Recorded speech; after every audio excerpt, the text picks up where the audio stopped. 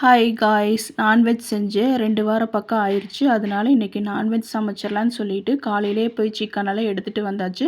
இன்றைக்கி ஸ்கூலு லீவாக இருந்தாங்காட்டி இன்றைக்கி செய்கிறதுக்கு ஈஸியாக இருந்தது. இன்றைக்கி பார்த்தீங்கன்னா குஸ்காவும் சிக்கன் 65 தான் செய்ய போகிறேன்.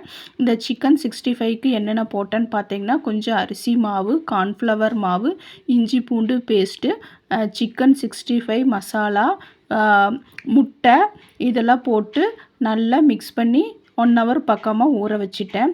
அதுக்கப்புறம் பார்த்தீங்கன்னா, இந்த கேப்பில் வந்து குஸ்கா பண்ணிடலான்னு சொல்லிட்டு வெங்காயம், தக்காளி, இஞ்சி பூண்டு, புதினா, மல்லி இதெல்லாம் நல்லா ஃப்ரை பண்ணி எடுத்துட்டு, கொஞ்சம் தயிர், மிளகாய்த்தூள், உப்பு இதெல்லாம் போட்டுட்டு, அதுக்கப்புறம் தண்ணியெல்லாம் கொதித்ததுக்கப்புறம் நார்மல் ரைஸ் போட்டு கொஞ்சம் லெமன் பிழிஞ்சு விட்டு ஒரு 4-5 விசில் விட்டு இறக்குனா இந்த குஸ்கா வந்து ரெடி ஆயிரும். நான் வந்து இன்றைக்கி பிரியாணி அரிசி போடல, வெறும் நார்மல் ரைஸில் தான் வந்து குஸ்கா வந்து பண்ணியிருந்தேன்.